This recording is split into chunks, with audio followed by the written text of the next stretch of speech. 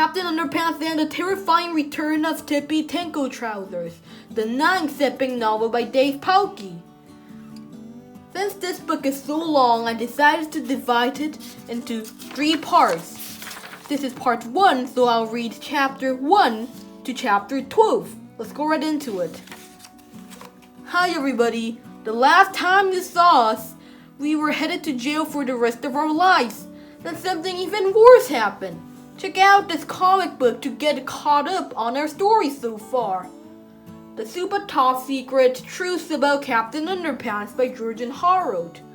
Once upon a while ago, there was 2 cool kids named George and Harold. We the bomb pops. Me too.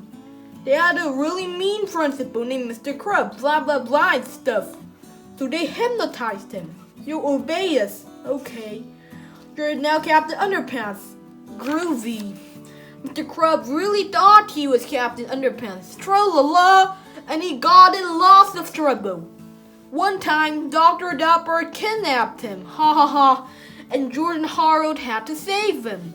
Well, yeah. Bye-bye. I'm free. Wrath.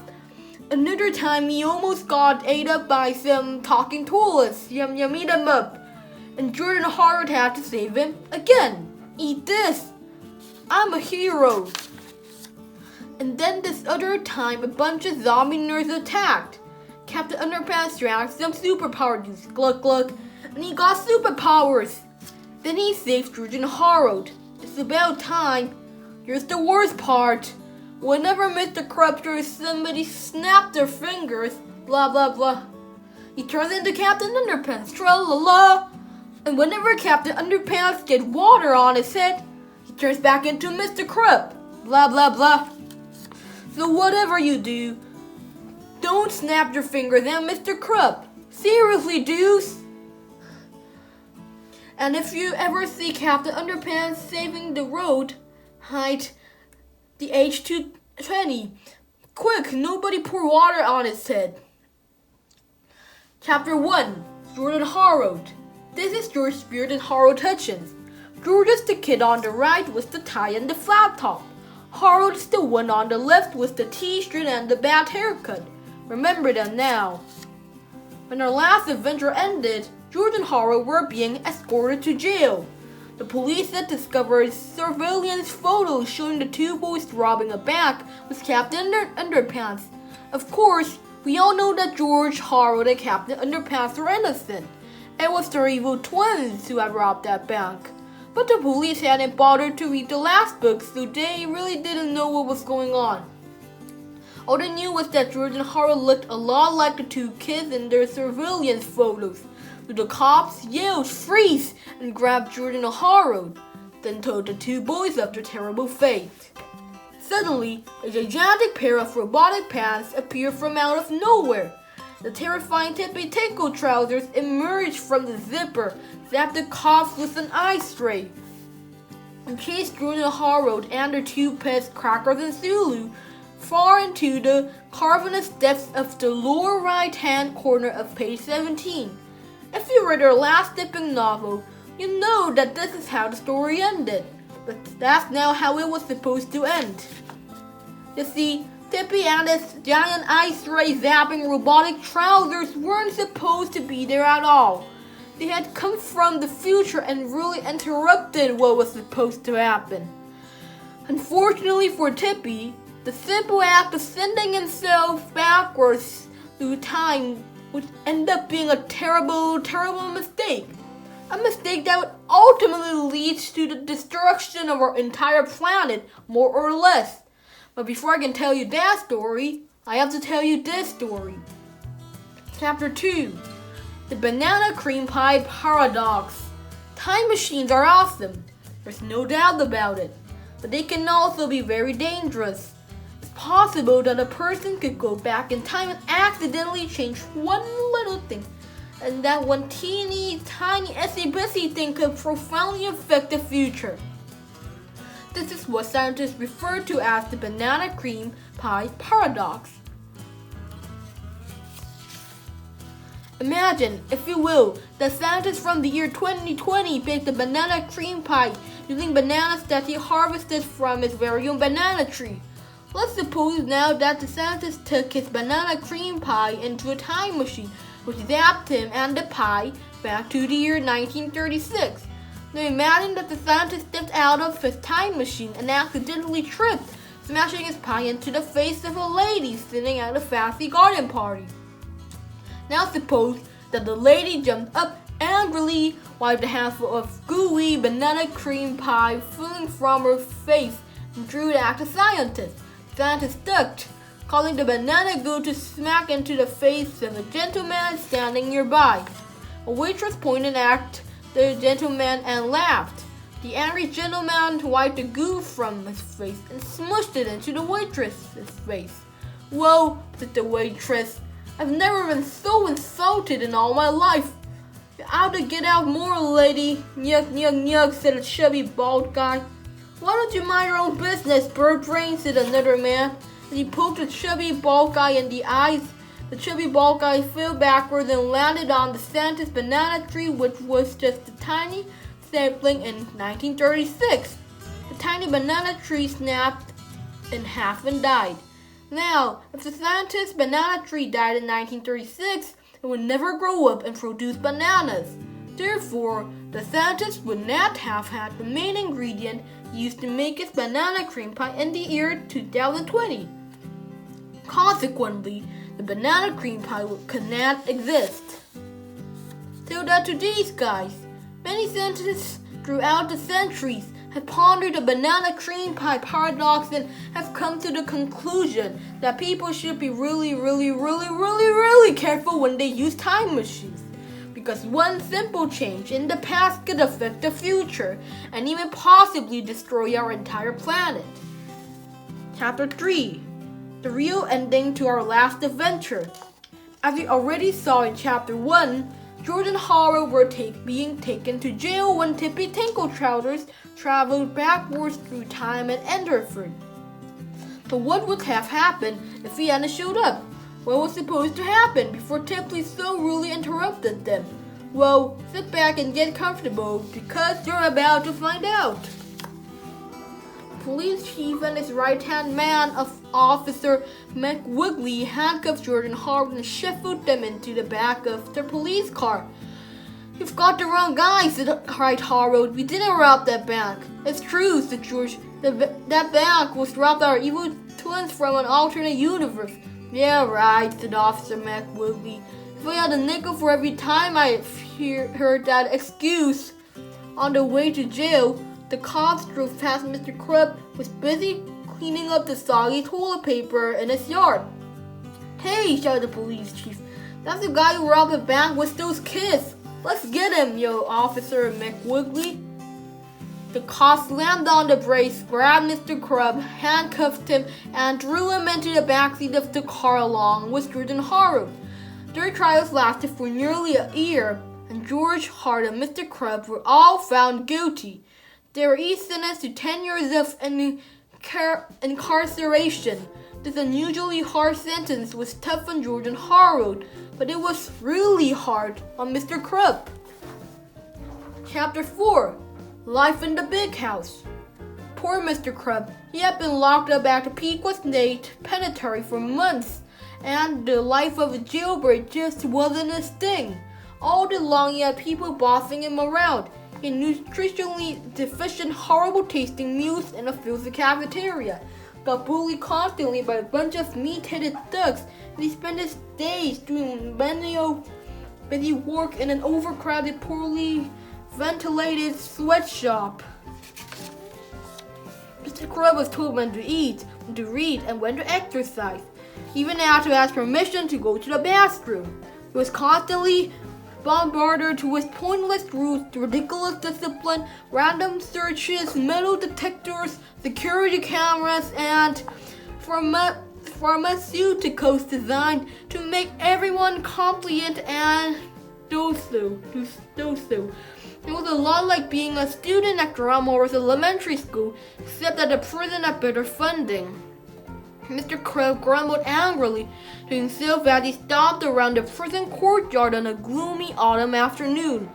In the center of the courtyard, The giant green tarp shielded everyone's eyes from something large and tall that was being built in honor of the Pico State Penitentiary's upcoming 10-year anniversary. Everyone assumed it was some kind of statue, but since nobody had seen this top-secret project, not even the warden, nobody was quite sure what it was. "I'm sick of this place," Mr. Crumb muttered to himself. "Everybody's always telling me what to do. If one more person gives me another order, I think I'm going to go crazy." "Hey, fatty," shouted the tiny inmate working behind the green trap. "Give me that hammer over there." The crow clenched his fist furiously. "You can't tell me what to do," he screamed. "You're a prisoner just like I am." "I most certainly am nothing like you," said the tiny prisoner.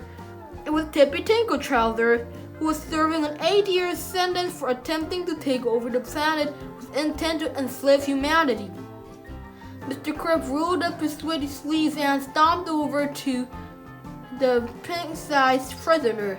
He eyed Tippy up and down. Tippy eyed Mr. Crab and down and up. "Hey," Mr. Crab shouted, "you look kind of familiar."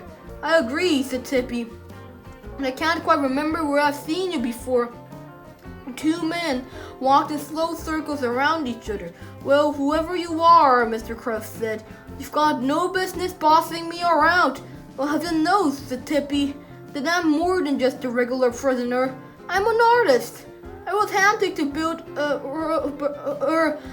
statue by Warden Smorden." Suddenly, a rotund little man peeped his bulbous, dandruff, speckled head out from behind the green trap. "Did somebody just say my name?" he asked excitedly. It was Warden Gordon B. Smorden, the Guardian-in-Chief jailer of Pequot State Penitentiary. Warden Smorden was known far and wide for his cruelty and strictness. He once sentenced a prisoner to a year of solitary confinement, then for his ending a sentence with a preposition. Warden Smorden was undoubtedly the most manically evil person anyone had ever met, but the ingenious jeweler had one fatal weakness. He was easily flattered, and that weakness was exactly what Tippy Tinkertrouser used to talk his way into making a giant statue of Warden Gordon Smorden to commemorate the 10-year anniversary of the Pequot State Penitentiary. "Just leave everything to me," said Tippy at the start of the project, "and I'll construct the most stunningly handsome statue you've ever seen." "Really?" the warden. "Can you make it extra tall and extra handsome?" "Of course," said Tippy. "Wonderful, wonderful!" cried Warden Smorden. "How soon can you get started?"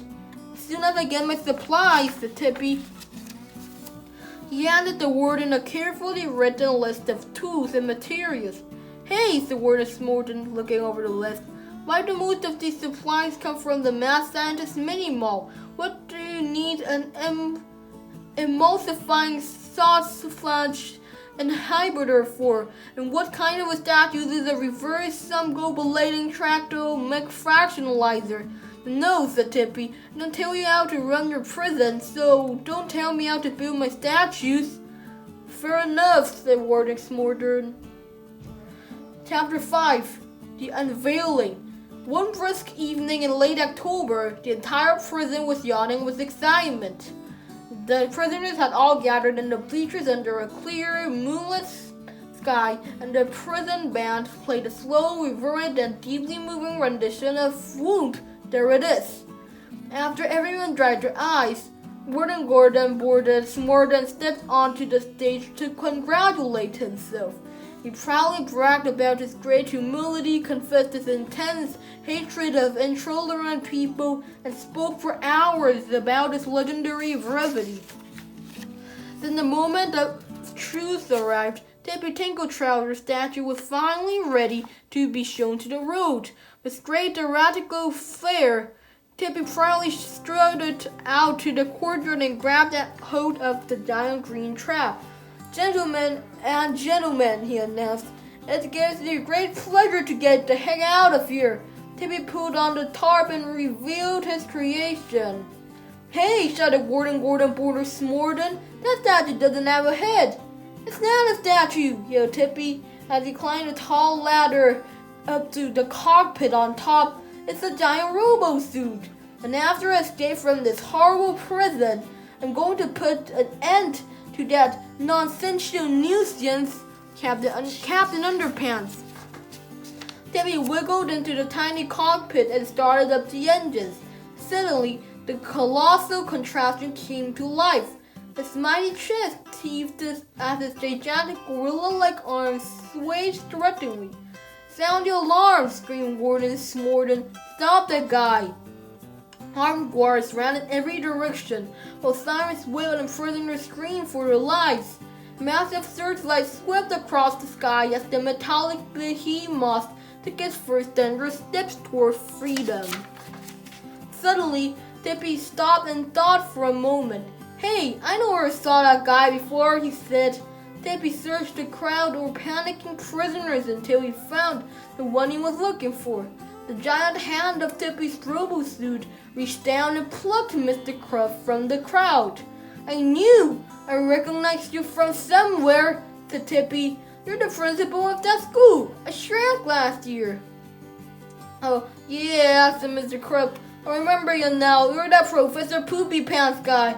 My name is not Professor Poopy Pants, screamed the angry villain. That was a ridiculous name, so I changed it to Tippy Tangle Trousers. Gee, that's a lot better, said Mr. Crump sarcastically. Tippy glared into Mr. Crump's defiant eyes. I shall ignore impudence on one condition, Tippy said. Tell me where I can find George Beard and our attention. George harrowed at Mr. Crump as he dangled precariously from Tippy's giant robotic fingertips. What do you want with those two? Those boys have something to do with Captain Underpants, said Tippy. I've seen them all together. They know each other. I'm sure of it. Well, they should be pretty easy to find, Mr. Crump. They're both locked up at the Pequot Juvenile Detention Center. They're in juvie, huh? The Tippy with a sinister smirk. Then that's where we're gonna go. Tippy clutched Mr. Crump tightly in his robotic fist as he stomped forward, crushing the armored watchtower and smashing through cell block B. Freeze or we'll shoot, shouted the dwarf. How about if I shoot you? Freeze, said Tippy as he pressed the button on his control panel, causing a giant door in the chest of his robo-suit to swing open. A massive laser shooter pulled out from the mechanical depths of the robo-suit, zapped the armed guards. Suddenly they were transformed into frozen statues. What did you just do? Screamed Mr. Crump hysterically. Oh, relax, said Tippy. It's just my Freezy V4000. It's temporarily freezes whenever it zaps as long as I choose. This squad will thaw out in about 10 minutes and they'll be perfectly fine. Tippy's seething mechanical monstrosity thundered through the prison parking lot, battering buses and crushing cars as it headed toward the Pequot Juvenile Detention Center. I just don't get it, said Mr. Crump. What's so important about Captain Underpants? A ridiculous superhero foiled my plot to take over the planet and enslave humanity, shouted Tippy. He's the reason I got locked up. Everybody knows that, said Mr. Crump. But what's going to stop him from defeating you again? Oh, don't you worry your sweaty little head about that, said Tippy. I've got a few tricks up my sleeve this time. Chapter 6, Calling Captain Underpants. Meanwhile, across town at the Pequot Juvenile Detention Center, George and Harold were getting ready for bed. You know, said George, I don't really mind being stuck here in juvie. Yeah, said Harold, it's not much different from our old school, except that they have library books here, and a music teacher, said George, and an art teacher, said Harold. As the two boys discussed the similarities between elementary school and forced confinement in a harsh authoritarian penal institute, they heard the sounds of booming footsteps getting louder and louder. Soon, their entire building began to shake violently with each thundering stride. George and Harold dashed to their windows and saw Tippy's terrifying robo-suit stomping toward them. freezing anyone and everything about that stood in his way. "Oh no," screamed Harold, "we're doomed." Tippy stopped at the main entrance to the center and demanded to speak with whoever was in charge. After a few minutes, the center's administrator, Director Hector Smector, showed up nervously at the door. Said Director Smector, may I help you? Do you have two kids in there named George Beard and Harold Hutchins?" shouted Tippy. Yeah, said Director Smector. "Those two kids are nothing but trouble. They're always pulling pranks too. I mean, you can't sit on a toilet around here without getting ketchup sprayed in your underwear. And last week, they just hand them over," Tippy interrupted. "Hey, no prop," Director Smector chuckled, trying to sound cool. Director Hector Smector pronounced excitedly to George and Harold Phil, grabbed them by the arms, and escorted them to the front door. "This'll teach you for putting the hair remover in my shampoo," said Director Smector. Hector tossed the boys outside and locked the door. George and Harold stood trembling before Tippy's massive robo-suit as the crazy inventor chuckled maniacally. "Hello, George and Harold," crowded Tippy. "Remember me?" The boys were too frightened to speak. "Hey, Tippy," said Mr. Crab, "you don't need me anymore, do you? I mean, I told you where you could find the brass, right? You can let me go, right?" "I guess so," said Tippy. He set Mr. Crab down on the ground by George and Harold. "Ha!" Mr. Crab laughed. "I never thought I'd be happy to see you two kill again. Your bubs are in big trouble now." Almost without thinking, George and Harold reached out their hands and snapped their fingers. Snap, snap. Suddenly, a ridiculously optimistic smile spread across Mr. Crab's face. "Hey," cried Tippy, "what's going on down there?" What George and Harold knew, and what Tippy was about to discover, was that Mr. Crab was transforming into the world's greatest superhero, Captain Underpants. Quickly, he wiggled out his purple prison jumpsuit, flipped his shoes away, and peeled off his sweaty toupee. The only thing missing was his cape. He looked around the detention center but couldn't find anything suitable. "You can't see a superhero without a cape," said Captain Underpants. "You're okay," George assured him. "Yeah," said Harold, "you don't need a cape, seriously." "Sorry," said the captain, "but you gotta look fine if you're gonna fight crime." And with no time to spare, Captain Underpants flew off to find the cape. "The guy was Captain Underpants," cried Tippy. "Dewey, yes, George." "Oh," screamed Tippy, "I just had him in my hand. I could have crushed him." Again, George responded with the only intelligent word that could possibly be applied in such a situation. "Dewey." Meanwhile, Captain Underpants had flown to a nearby shopping center, which was having a semi-annual late storytelling sale. "Quick," cried Captain Underpants, "do you guys sell superhero capes?" "You betcha," said the employee cheerfully. "They're in aisle 39 between the diaries and the wizard hat." "Awesome," cried Captain Underpants. In no time at all, our hero found a cape, tied it around his neck, and flew off into the night to face his mortal enemy. Chapter 7. Tippy's Trouser Troubles. Meanwhile, back at the Pequot Juvenile Detention Center, Tippy Tinkle Trousers was in a tizzy. He grabbed George and Harold in his mighty robotic hands and demanded some answers. "Tell me everything you know about Captain Underpants," screamed Tippy, "or I'll squish you kids like a couple of blueberries." "Well," said George, "he's really strong," and said Harold, "He's really powerful." Yes, said Tippy. "What else is he?" "He's right behind you," said George and Harold simultaneously. Tippy turned quickly, but not quickly enough.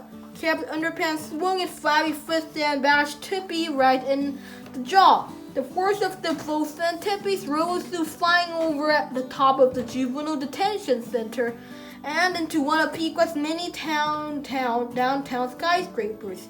George and Harold flew from the grip of Tippy's robo-fist and landed safely in some nearby bushes. I'll kill you, screamed Tippy as he pulled himself up and lunged at Captain Underpants.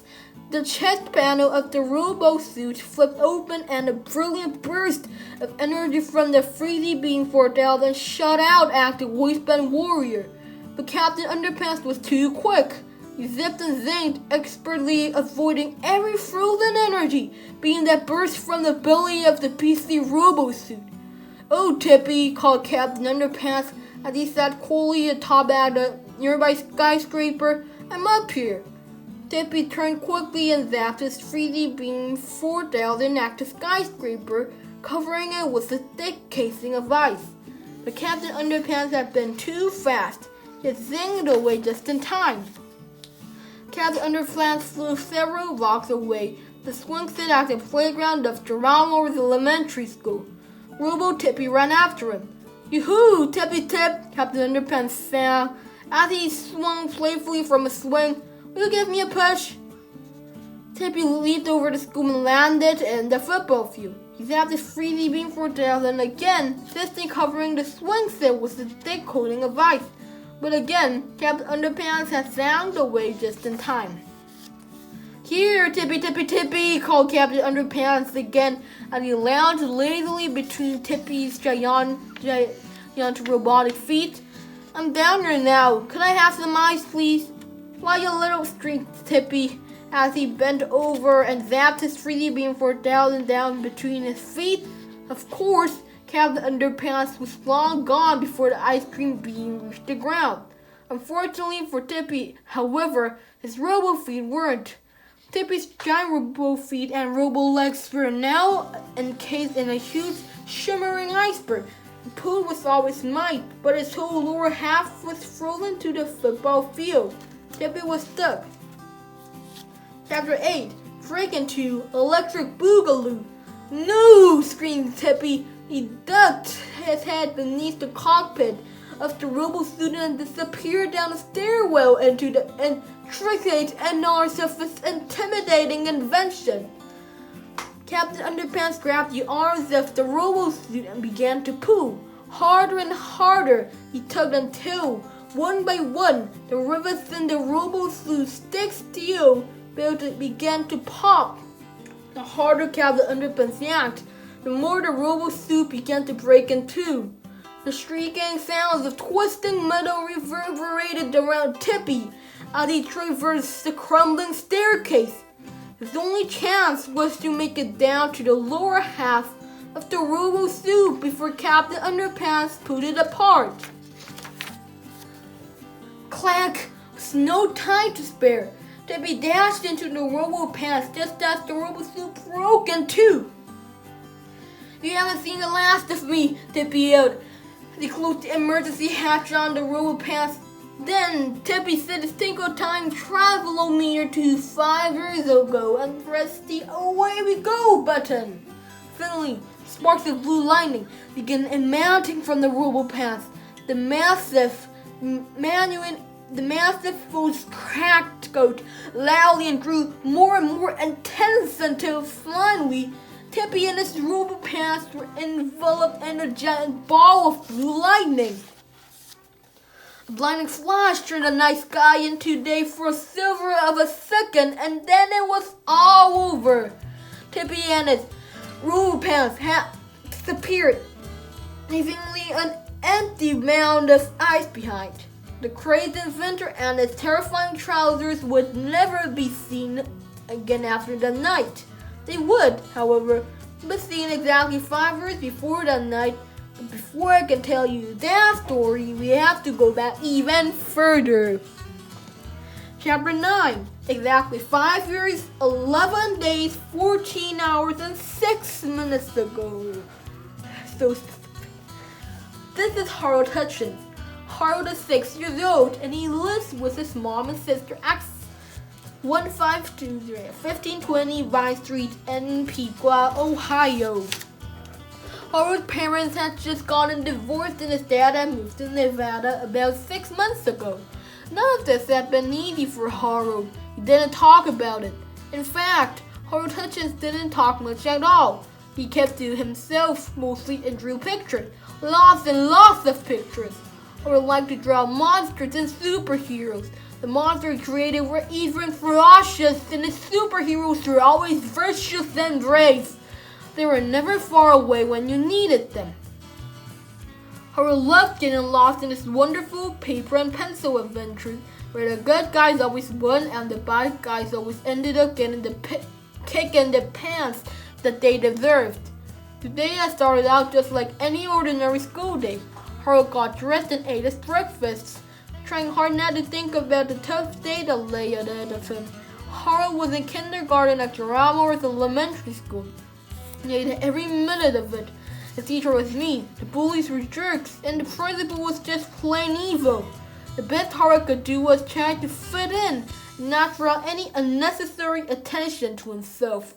He brushed his teeth and carefully placed his pencils and his favorite drawings into his backpack, unaware that today was going to be a day that would change his life forever. Harold's mom helped him put his backpack on at the front door. "Maybe you'll make a friend at school today," she said cheerfully. "Nah," said Harold, emotionless. "I don't think so." "What about the little boy next door who moved in last weekend?" said Harold's mom. "What's his name?" Harold shrugged. He had seen the boy once or twice, but they hadn't actually met. "Maybe you should go over and introduce yourself," said Harold's mom. "Wouldn't it be nice to have a friend who lives next door?" Harold shrugged again. Harold's mom hugged him and kissed the top of his head. She got $2 out of her purse and handed them to Harold. "This is for lunch, okay, honey?" she said. "I don't want you using this money at the candy machine or the pop machine." "I won't," said Harold. That much was true. Harold knew his lunch money would never make it to the candy machine or the pop machine. Harold's $2 usually never even made it into the school. They were always taken away from him by a 6th grade bully named Kipper. Kipper Krupp was the biggest and meanest kid at the Romer's elementary school. He was the captain of the wrestling team and the nephew of the school principal, so everybody treated him like royalty. Kipper's 3 creepy friends, Luigi, Bug, and Frankenstein, also got special treatment, and they all paraded up and down the school hallways like they owned the place. Every day, Kipper and his 3 friends stole lunch money from the kindergarteners. Most of them just handed it over without question. It was a lot less trouble and much less painful than getting a wedgie or a punch in the stomach. Kipper Crow loved to terrorize kindergarteners, and there was nothing anybody could do about it. If Kipper ever got into jam, all he had to do was call on his uncle, Principal Krupp. "Uncle Benny," Kipper would cry, "that kindergartner just hit my fist with her stomach." "Oh, she did she?" Mr. Krupp would yell, turning to a small child writhing in pain on the floor. "How dare you hurt my nephew's fist?" Mr. Krupp had a zero-tolerance policy in place at Garamore's elementary school, and he was very strict about it. At once suspended a 3rd grader just for saying the word gun. To be honest, the boys had actually said the word gun, but it sounded a lot like gun, and there was no room for common sense when it came to zero tolerance. Harold knew from experience that the wisest thing to do was stay out of Kipper's way. The daily walk to school became more like an obstacle course. He quickly ran in spurts, hiding behind anything he could find, just in case Kipper and his friends were nearby. The worst section of Harold's mad dash to school was the intersection of Dogwood Drive and Rosita Lane. There was nowhere to hide between the big tree by the coffee shop and the sign at the gas station across the street. You had to wait for the walk signal, run for it, and hope for the best. Most days Harold was lucky, but his luck was about to run out. Harold crouched quietly behind the coffee shop tree, watching the traffic lights, concentrating on the cars and looking out for Kipper. It was very stressful. After a couple of minutes, the car came to a stop. A walk signal lit up, and Harold took one last glance left and right. It was now or never. He jumped up and ran across the street as fast as he could go.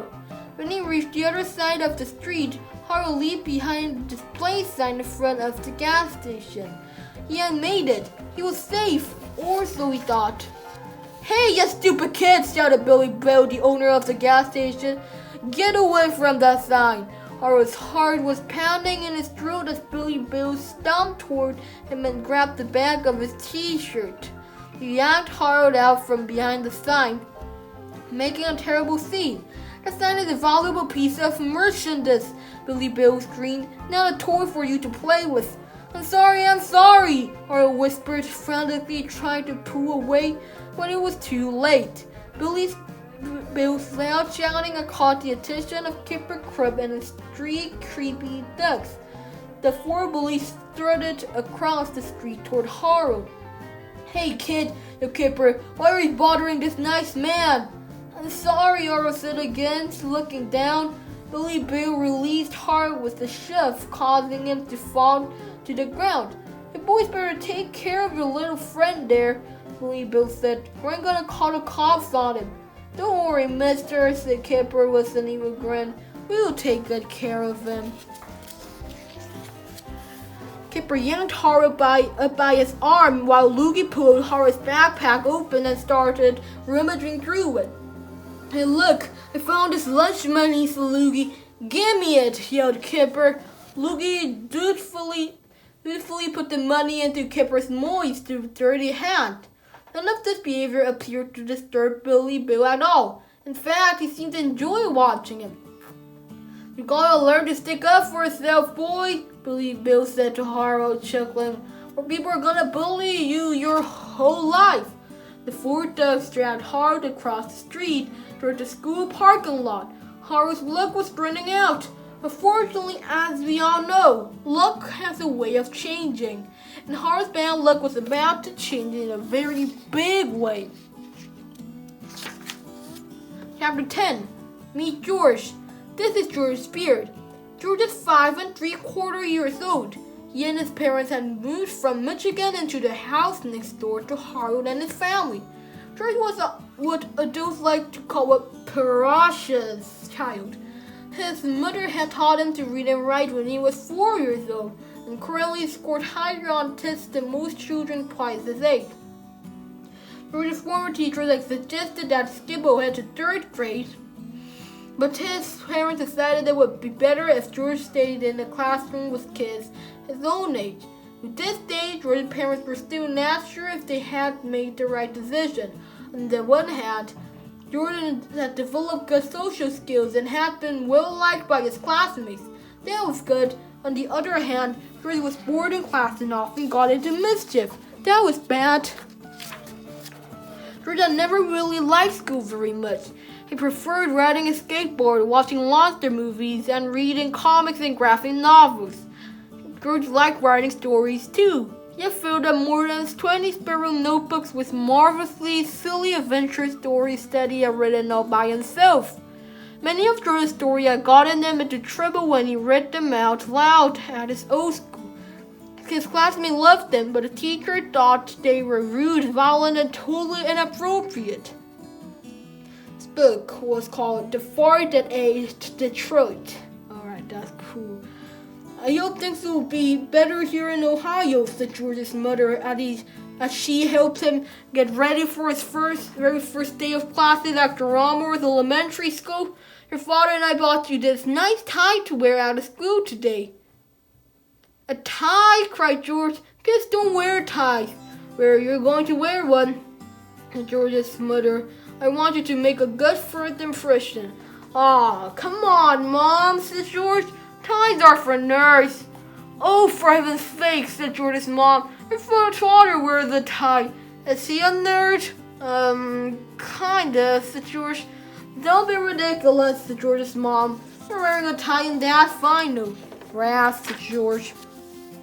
George put his backpack on and reluctantly hugged his mom at the door. He was still a little upset about the whole tie thing. "Have a good first day at school, dear," said George's mom. Said George. George grabbed his skateboard from the bushes by the driveway and started off towards school. It was about 5 blocks away. The sidewalks were mostly smooth with hardly any pebbles, good for skateboarding. The ride to school had been very pleasant, actually, until George reached the corner of Dogwood Drive and Rosita Lane. There was some kind of commotion going on in front of the gas station across the street, and George watched it intently as he waited for the traffic light to change. He saw the gas station guy shove the yellow-haired kid to the ground. Then he saw some mean-looking kids yak to pull him and steal his money. That was not good. Finally, the light changed, and George walked across the street toward the gas station. He stood by the display sign while the attendant laughed at the yellow-haired kid and told him he needed to learn to stick up for himself. George was furious. Chapter 11. Furious George. There is not a whole lot you can do when you are a little kid who encounters injustice. Your natural desire is to set things right, but that can often backfire, resulting in even greater injustice. The sad truth is, big people usually have all of the power. You can't force anybody to be kind or fair or honorable, especially if you're only 43 inches tall and weigh only 50 pounds. That's why it's important to be smart. George Bird had just witnessed the most close to an unfair thing he had ever seen. The bad guys outnumbered him by 5-1 and outweighed him by probably 700 pounds. But George was smarter than all of them put together, and he knew it. As the bullies dragged Harold across the street, George looked around him for the best way to make things right. He focused in on the display sign next to him. The sign read free brake inspection. There was a busy intersection, and George knew that was a tiny change on the sign could create a great deal of pandemonium. So he reached over to the sign and removed the letter K and E from the word brake. Now, he changed it to free brake inspection. Hey, screamed Billy Bill, get away from the sign right now, dear. What's wrong with you kids these days? Billy Bill marched over to George, yelling and waving his hands in the air frantically. He reached out to grab George and the shirt collar, but he never got the chance. At that very moment, a violet Volkswagen jumped the curb and screeched up next to Billy Bill. 2 old ladies flew out of the car, screaming at the top of their lungs. Free brown inspection, shouted the driver as she smacked Billy Bill over his head with her purse. That's offensive. How dare you, yelled the other lady, hitting Billy Bill with her cane. Women are human beings, not toys for you to play with.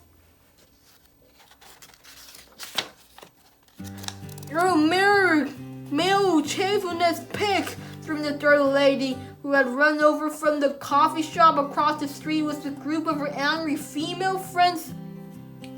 They each took turns kicking Billy Bill repeatedly in the knees as other woman drivers slammed on the brakes and rushed toward to join in the ferocious female fight for equality.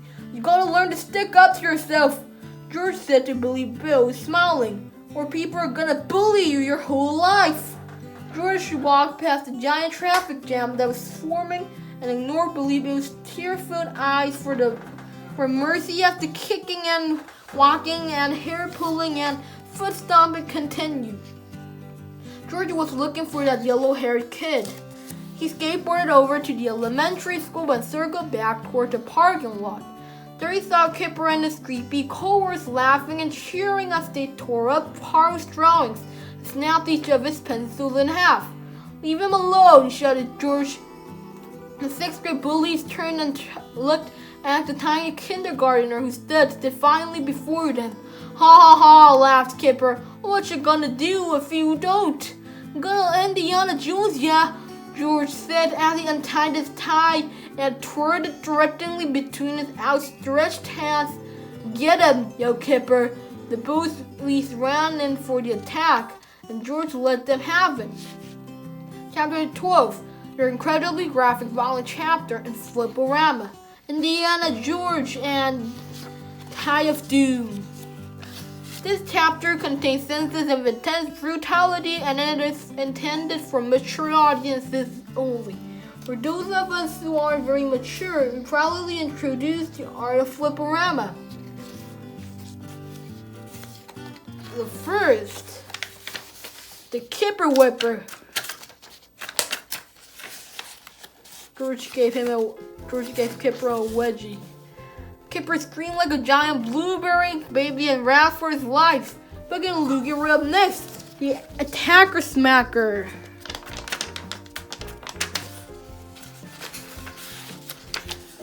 Let's get out of there, screamed Loogie and Buck through their tears. Finstein opened the trash bin and the four bullies tried to scramble inside, but they weren't fast enough. The Tormentor Preventer. They hit all of them. And that's it for part 1, chapter 13. The detention will be continued on part 2. In part 2, I'll read chapter 13 to chapter 25. And in part 3, I will read chapter 26 to 34. Just finished watching the first part, and if you made it to the end, I really appreciate your support. And if you like this video, please give me a like. And if you want more videos like this, please consider subscribing. This will help me a lot, as you know. And I'll upload the second part of this book as soon as possible. And stay tuned and goodbye. Thank you.